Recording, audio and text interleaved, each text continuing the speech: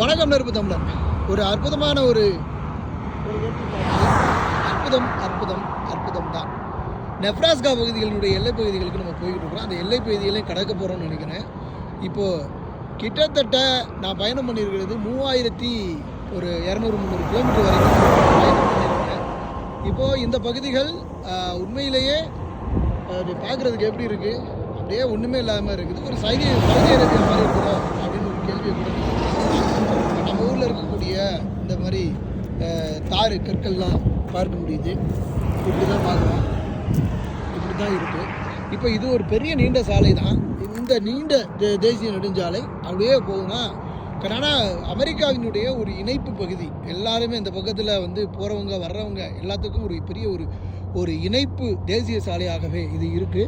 இந்த அமெரிக்கா பெரிய நாடு அப்படிங்கிறது இந்த பகுதிகள் ஒரு பெரிய ஒரு பகுதி அப்படிங்கிறது தான் பெரிய தேசிய நெடுஞ்சாலை. நன்றி, வணக்கம். நெருப்பு.